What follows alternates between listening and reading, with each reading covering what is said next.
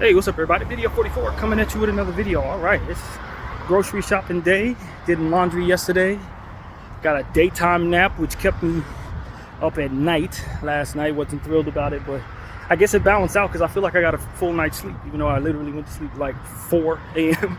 I woke up at like 8:30 or something like that. But I feel fresh, so if I did miss out on sleep, I can't tell the difference. But made another playlist. As I told you guys, I was gonna make a playlist on some of the music, some West Coast type music. Took a little bit from a few artists that I really like, so I slapped all that together and just kind of made a West Coast rap type playlist. Some smooth stuff. I liked it.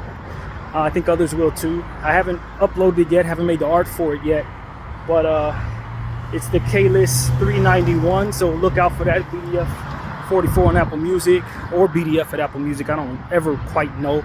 I thought I switched it to 44, but it still doesn't display that. So one or the other. Either way, if you hear of BDF 44 or BDF, it should be me. So yeah, man. Everything that's going on in life, you know, my grandfather's doing better. So thank everybody for the prayers that's been going his way. I believe they found a place for him in regards to rehabbing his knee, and since he's an elderly guy, it's important we found the right spot, and I think they did. So the last I heard is that he had a good tenure in the hospital. They felt like he was recovering well for what they were looking for, so everything is good news from what I've last heard yesterday. So it's Wednesday. I forgot to contact my uncle and remind him that Friday is the day where I move on from this particular room. This room has been calm and peaceful.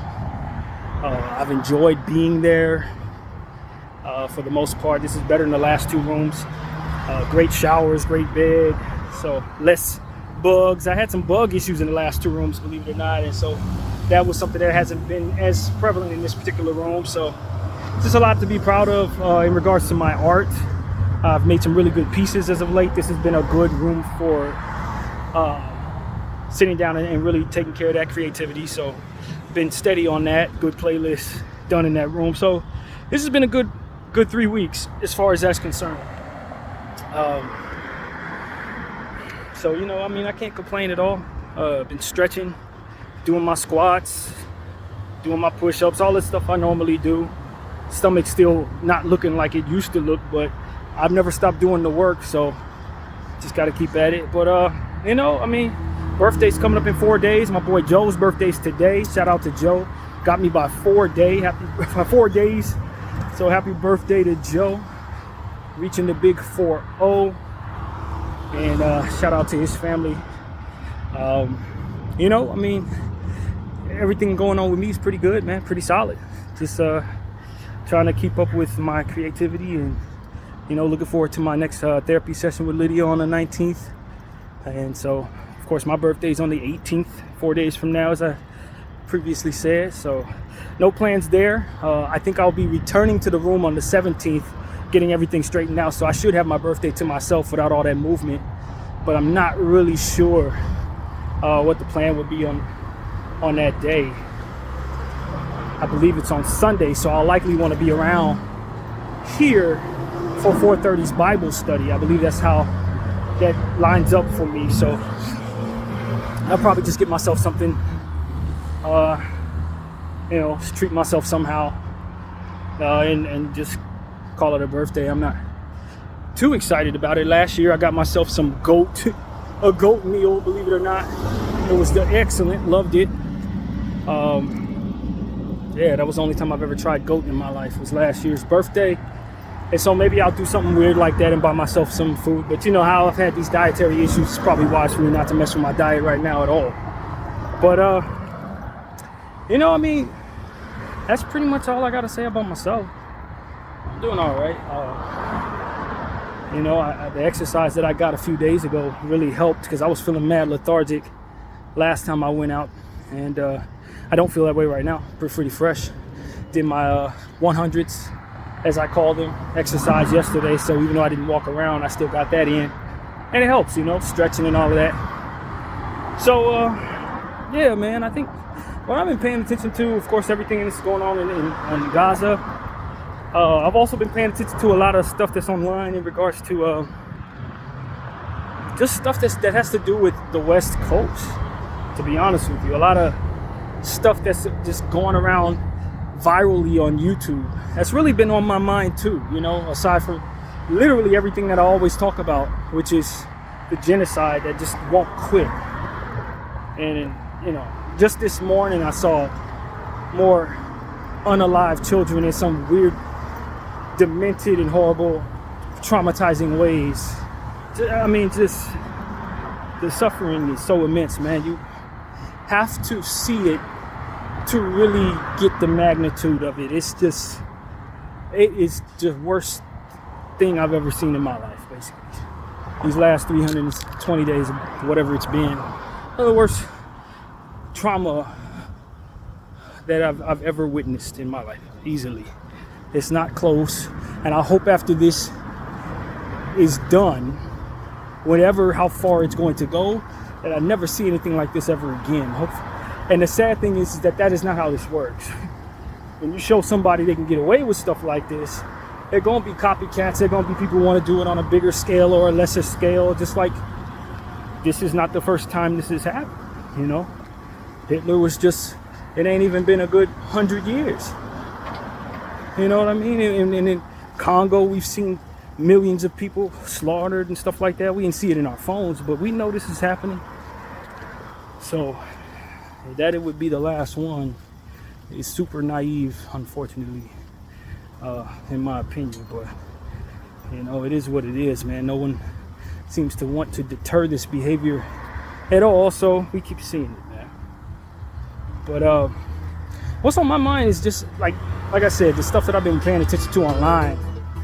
You know, on one hand, I'm seeing the dudes that are left from the death row situation when Tupac passed away, and a lot of stuff going on surrounding them, and it seemed like some family business and issues are being kind of put out on the internet to pay attention to.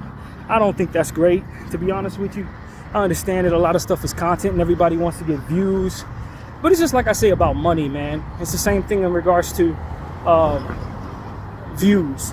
Some stuff is not going to be done unless it's about the views, and it causes sometimes trouble in life that really ain't worth it, even for the money or what it is you value the views in this case. Stuff that people would never do. I saw a meme a couple days ago that really sums up my thought. It was a sandwich, and it had like 3 dead roaches in it, and they said, would you eat this for $1 million? Like, money is not my God, man. It's not. I'm not going to put something disgusting or harmful in my body to satisfy my need for funds. I'm not wired to do that. And if it's not something that I would want to do for free, then it's probably not something I think is necessary to do for money. Now, I know I'm in the minority when it comes to that, because there are things, people going to jobs they don't like every day to get paid, man. And so it's one of them situations where I don't doubt that you put yourself in a position to inconvenience yourself for money, or if your situation is desperate enough, you'll do many things to get money. Many uncomfortable and grueling things. So I'm not saying that the only way to get money is to do something you absolutely enjoy, or that the only thing acceptable in that regard for your life is that way. I'm saying for mine, it is. After working jobs I didn't like at all, going through circumstances that ran my temperament and my mental health into the ground for money, you know what I mean? And then coming to the clarity and realization that money is printed from nothing in this country specifically. They print money from nothing. And it's just like, why am I inconveniencing myself for something that doesn't hold any real value if I can help it? Now, there are people who cannot help it. In my situation, you probably perceive that I should be doing better. Since my family is helping me through their circumstance, they have to make their money some kind of way. So it's not like I'm ungrateful for both being helped and for opportunities. But to put myself in situations that are grueling, I think that the money aspect of it isn't valued as high in my head as it is in the culture we're in the world we're in, where poverty is prevalent and needs to be taken seriously. It's like, man, some stuff I am not going to do for money. I'm not going to eat dog crap for money. I'm not going, you know what I'm saying? I'm not going to let somebody roll over my hand with a car for money. You know what I'm saying? I'm not going to eat a bug sandwich for money. And I'm not going to air out my family's dirty laundry for views. I'm not going to put labels on people or dig up old dirt that opens up new wounds that can cause new problems so that people will pay attention to my channel. You understand what I'm saying? I think that there's a certain sense of, I'm trying to word it, the best thing I can say is like centered moment, to say my centered moment where I'm at right now, the ability to walk down the street in peace and say these words with freedom to speak, that is worth more to me than what it is I could otherwise be doing that I don't like, so that someone will put green paper in my hand and then I have buying power to purchase whatever.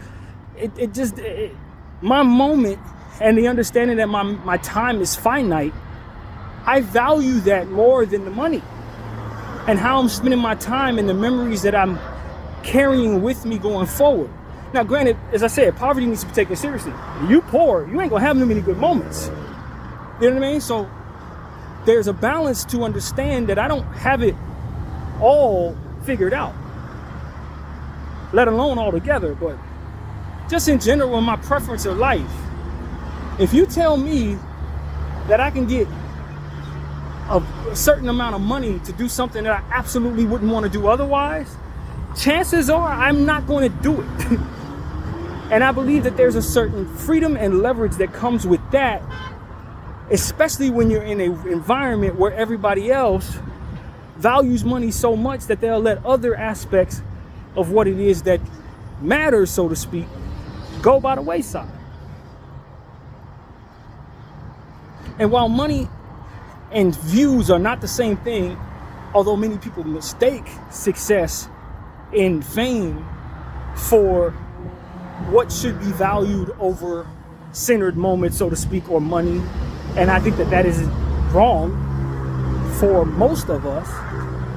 But just the same, it's an identification that people value views just like they value money in a lot of cases, or equate the success of views to the success of having buying power in life for whatever reason. And to me, it's like, if we, without trying to make the distinction, it's still something that you're giving up that I don't think a lot of people give much credence to, and that is the centered moment and the understanding that your time is running out. And if you spend your time doing a bunch of stuff you do not like, you may not even get a chance to spend the money you make from doing it. You spend your life doing some horrible job, you're gonna go into the ground and your money could be lost in an instant. Many a person has worked their entire lives only to find themselves die broke any damn way. They should have spent their time respecting the centered moment. Where are we at right now? What's going to make a difference right now?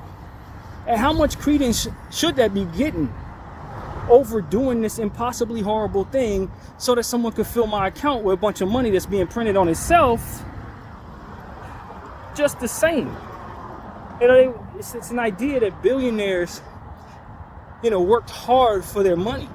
Some, I'm sure, put a lot of groundwork into the start of their process. But once the money started being made, that's when it was no longer necessary to continue to do that groundwork. Now, if they still had the ambition to do it, it's a great thing. And it speaks to the character of the person. But once you get to a certain point where you have life-changing money, you really don't have to work anymore. And that's a freedom that a lot of us want. But it's not a freedom that a lot of us are going to get by doing certain things that we do to get money. You're not going to get that working your 9 to 5. You're not. It's not set up for you to ever do that. You're not going to get that by getting a bunch of views if it's not leading to you owning what you have. Listening to people talk about Drake, for example, and how he tried to release some music and some content, and how his record company snatched that content away. Drake is rich as all hell. but he's still an employee. He still doesn't have a rights to his own content and to his own likeness because he signed it over for what? Money.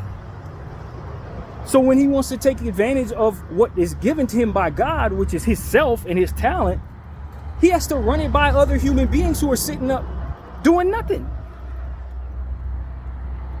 They're doing nothing. They're billionaires standing above him saying, yo, no, you may not profit off of your own likeness. And what's the exchange for that? Money, which is printed on itself, which a lot of people have by sheer luck because somebody that came before them left it to them. And if I'm gonna value something that can by chance just fall in my lap, just depending on what my DNA is, or if I win the lottery, or a million different things, if something I'm doing goes viral and you happen to love it and I handle it right, I can make money off of it. If I could get money that way, why the hell am I gonna eat a dog crap sandwich or let somebody stab me in the stomach for a certain amount of money? If there are a million different ways to make money, I don't have to necessarily go about it that way in this capitalistic society where there's a million different ways to make money.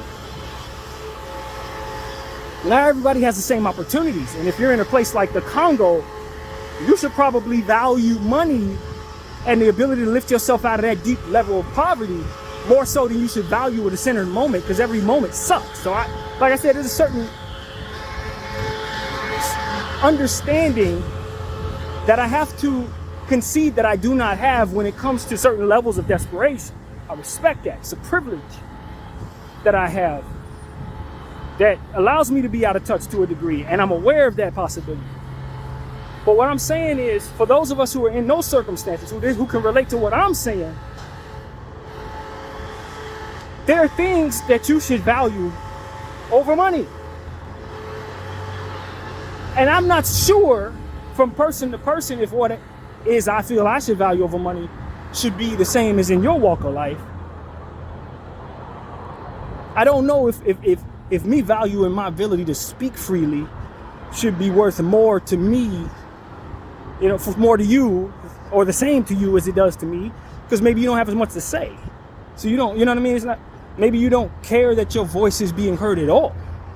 Maybe you have different aspirations for which to value maybe money over the freedom to speak. You know what I'm saying? It's like everybody's life different, but what it really comes down to for me is, if you're giving up so much of what your life's blood is, or so much of what your energy's about, or you're staying in spaces that are so not for you, just so you can get a certain amount of cash that it may not even get you out of the situation that otherwise gives you the freedom that you would want, then it's time to start valuing the centered moment more than you value that grind that's never going to actually get you to the top of the totem pole that you're trying to get to. That's my point of view. It's the same thing I was saying to my ex. She's content and tells herself she's happy, but the way that she is treated, she complains about a great deal. There are a lot of positive things that come with what she's doing, and she's happy, but I don't define what she's saying is happiness as happiness. I define it as content. She has aspirations within her profession. She likes where she's at based on the practices that are there and the things that she does. She believes she is happy, but that's not real happiness, because when you wake up in the morning, you go somewhere and you hate it, or you getting treated in a way that's lesser than what you believe you should, then it's not really the type of happiness that I think that we should be aspiring to with the freedoms that we ultimately have. When you consider that there's a genocide in this world and people are being slaughtered just because they're a certain race, and you consider the history of this country where my people were asked to work for no pay in unbearable conditions under the thumb of people who meant them no good in a lot of cases. When you consider all the different atrocities that go on in this world that keep people from the freedom to choose, I don't think contentment should be what many of us strive for. Now, far be it from me to tell you have a better, that I see a better path for you than the one you're on. You would have to see that for yourself, but that you dream bigger. let you enjoy your life, or strive to enjoy your life, is what I'm asking all of us to do. And that we value our centered moment and the consequences of doing things that we have no business doing above what money can come from engaging in those consequences. You know, if you go, just everything people do for money, man. I heard of a lady, for example, a couple of weeks ago, passed away because she was eating food online at a ridiculously unhealthy rate. I don't remember what the word for it is, but it's like a culture of in somewhere where they eat a bunch of food. Maybe you've heard of it. They just eat online for hours and hours and hours, a bunch of unhealthy food, and people would donate to them or whatever, and you know, give them views, and they get famous for doing that. But she passed away. Like, she literally passed away, and it was directly because of that practice. She told her family she wasn't gonna stop because she was making money and she was famous doing it. Where did that money and that fame get her though?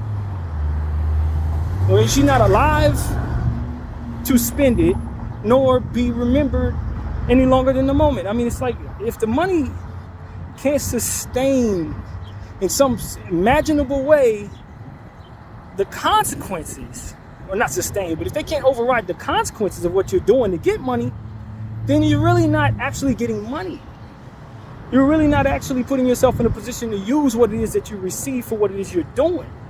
If it's going to kill you, if it's going to leave you in jail, or it's going to leave you with a broken back, or if you're going to spend 17 and 18 hours of your day every day doing something that you really are not wired for, just so you can get paid, and you're barely sleeping and you're never enjoying any aspect of your life, your grind is not actually a grind. You are trapped in a space that is no good for you for the good majority of your time. And maybe you get 5 or 10 minutes away from that, figuratively. Maybe you get yourself a vacation every once in a while. But your life is about being in that place, doing that thing. So if it's not leading to what you need,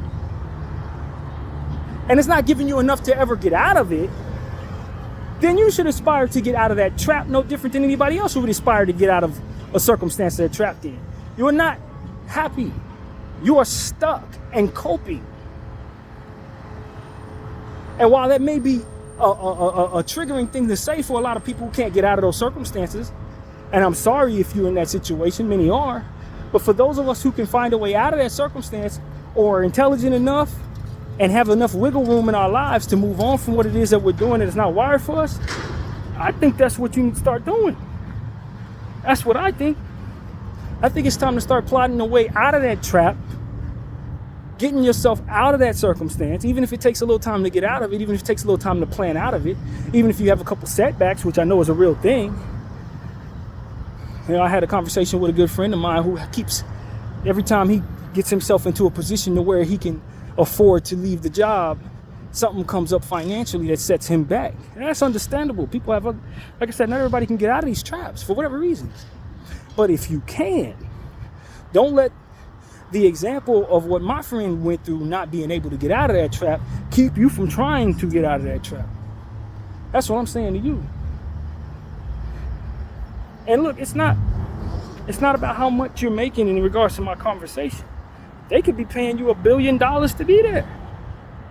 But if you don't get to spend your time in any way, shape, or form doing anything you want to do, and you don't like the tasks that you are asked to do for the time you're on the clock, it doesn't matter if you're coming home to an apartment or coming home to a big, huge mansion. You're still an employee, and based on what your circumstances are, may be living from check to check. And if you don't keep up with what it is that your employers want you to keep up with, then there are consequences that are harsh in nature.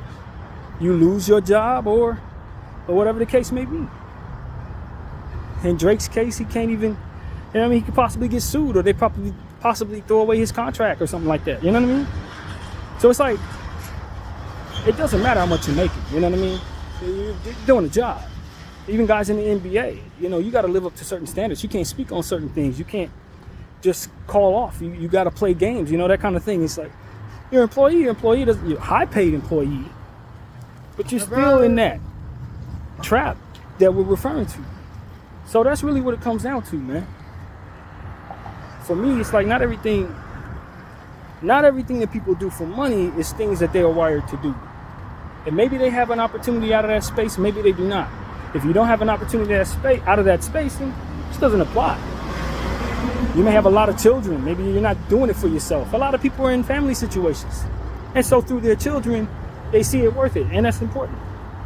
That's not everybody though. Some of us look at those examples and say we can't get out of our situation because we see what they're going through and they have a responsibility to their situation. So we gotta stay safe within ours by not allowing this situation we're in to go left. And sometimes them situations we're in are not for us. Maybe just because you see him in a situation where he can't get out of his doesn't mean that you shouldn't try to get out of yours. And so that's all I'm saying, man. That's where this conversation is taking me. I don't have any idea what's best for you. But what I can tell you is, if you're in a crappy situation where your freedom is not in place and you're getting paid to forego your freedom, and you're paid to forego your opportunity to enjoy any aspect of your life or very few aspects of your life. If you go into a place that you hate going to every day so that they can give you a check of any sort, your time is being wasted. And the money is what they're telling you is the exchange. But the reality is, it's not even exchange at all. When you consider those who have infinite amounts of money, what their intent is in two cases is, one, get more of it, and two, control those who don't have it.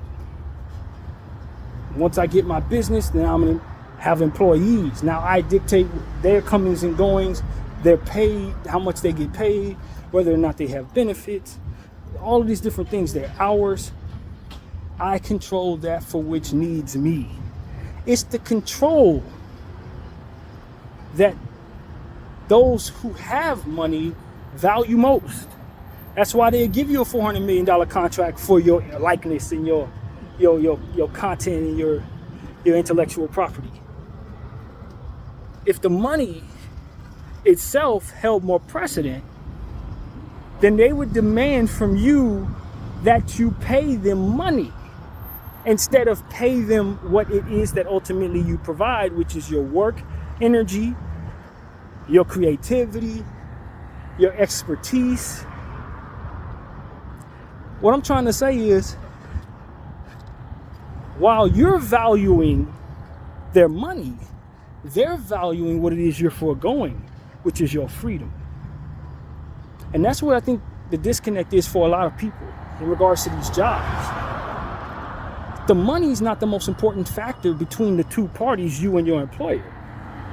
It's your time, your effort, your work, your experience in work, and your willingness to be there. That's what they value. Why should you not value that as much? If they're willing to pay you what you're worth for your freedom, and if everybody's trying to get a discount for what it is they're buying, do you not understand that they're getting a discount on your freedom? And if you valued it the way that they valued it, you would make more off of it. That's what I've come to understand. You individual workers, anybody who's an individual worker, they're getting a discount on your freedom. While you're valuing their check, they're valuing that for which you forego, which is your ability to move as you please throughout the course of your day. You see what I'm saying? They own you. Quite literally. Video 44. I thank you all for watching. I'm out.